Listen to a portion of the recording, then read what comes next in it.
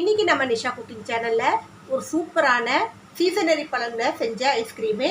அதே போல் இதில் sugar add பண்ணல, மில்க் ஆட் பண்ணல. ஸோ சுகர் பேஷண்ட் கூட இந்த ஐஸ்கிரீம் சாப்பிட்லாம். ஸோ ஐஸ்கிரீம் பிடிக்காதவங்க யாருமே இருக்க மாட்டாங்க. ஈஸியாகவும் அடுப்பை யூஸ் பண்ணாமல் ஃபயர் இல்லாமல் நம்ம சூப்பராக செய்யக்கூடிய இந்த ஐஸ்கிரீம் 3 பொருட்கள் மட்டும் இருந்தால் போதும், நம்ம ஈஸியாக செஞ்சு முடிச்சிடலாம். குழந்தைங்கலேருந்து பெரியவங்க வரைக்கும் எல்லோரும் விரும்பி சாப்பிடுவாங்க. ஏன்னா நம்ம இதில் சுகர் ஆட் பண்ணல, பால் ஆட் பண்ணல, அதே சமயத்தில் எசன்ஸ் எதுவுமே ஆட் பண்ணாமல் நல்லா அருமையாக இருக்கும், டேஸ்ட்டாக இருக்கும். குழந்தைங்களுக்கு ரொம்ப பிடிக்கும். இந்த வெயில் நேரத்தில் நீங்கள் இந்த மாதிரி டெய்லி ஏதாவது ஒரு ஐஸ்கிரீம் வீட்டிலேயே செஞ்சு கொடுத்தீங்கன்னா குழந்தைங்க ரொம்ப விரும்பி சாப்பிடுவாங்க. பெரியவங்க கூட சாப்பிட்லாம், அவ்வளோ டேஸ்ட்டாக இருக்கும். ஸோ அவ்வளோ ஹெல்த்தியானது கூட. ஏன்னா நம்ம போட்டிருக்க 3 பொருளும் நம்ம கொஞ்சம் நல்லா ஹெல்த்தியான பொருட்கள் தான் சேர்த்துருக்கோம். ட்ரை பண்ணி பாருங்கள். அதுக்கு முன்னாடி எங்கள் சேனல் லைக் பண்ணுங்கள், ஷேர் பண்ணுங்கள், சப்ஸ்கிரைப் பண்ணுங்கள், பெல் பட்டன் ஆன் பண்ணுங்கள், கமெண்ட் பண்ணுங்கள். இந்த ஐஸ்கிரீம் செய்கிறதுக்கு நல்லா பழுத்த 2 மாம்பழம் எடுத்துக்கோங்க. 1 2 உங்களுக்கு எந்த அளவுக்கு ஐஸ்கிரீம் வேணுமோ அந்த அளவுக்கு மாம்பழம் எடுத்துக்கோங்க.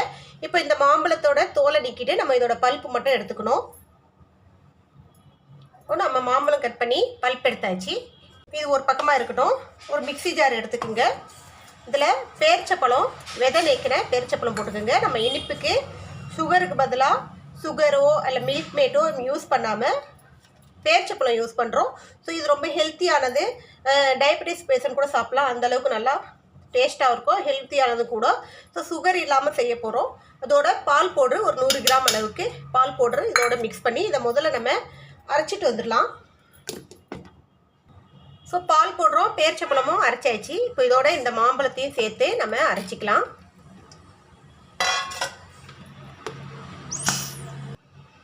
ஸோ அவ்வளோதான். இந்த மாதிரி நல்லா ஸ்மூத்தாக அரைச்சிக்கிங்க. இப்போ இதை நம்ம ஏதாவது ஒரு பவுலில், நம்மகிட்ட என்ன இருக்கோ அந்த பவுலில் போட்டு ஃப்ரீசரில் வச்சிடலாம். ஸோ கிட்டத்தட்ட ஒரு 4 மணி நேரம் இது ஃப்ரீசரில் இருக்கணும். இப்போ இது 4லேருந்து 5 மணி நேரம் ஃப்ரீசரில் இருந்துச்சுன்னா நம்ம சூப்பரான ஐஸ்கிரீம் ரெடி ஆகிடும். ஸோ இது எப்படின்னா, நீங்கள் இதுக்கு ஃபுட் கலர் ஏதாவது போடுறதா இருந்தால் எல்லோ ஃபுட் கலர் போட்டுக்கலாம். கொஞ்சம் எல்லோவாக மேங்கோ கலரில் தெரியும்.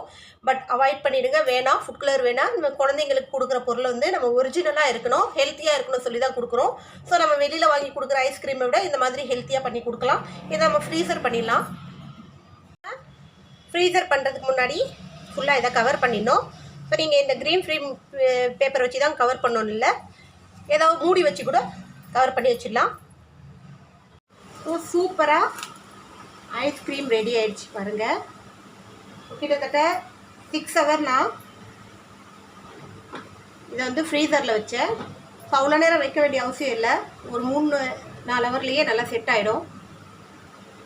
ஸோ இதே போல் சூப்பரான ஒரு ஐஸ்கிரீம் நீங்களும் ட்ரை பண்ணி பாருங்கள். நல்லா அருமையாக இருக்கும், நல்லா டேஸ்ட்டும் சூப்பராக இருக்கும், அதே சமயத்தில் நல்லா ஹெல்த்தியானது கூட. ஸோ இன்னொரு ரெசிபியோடு உங்களை சந்திக்க வரை உங்களோட விடைபெறுது உங்கள் நிஷா. எங்கள் சேனல் லாஸ்ட் வரைக்கும் பார்த்தவங்க அனைவருக்கும் மிக்க நன்றி. பாய்.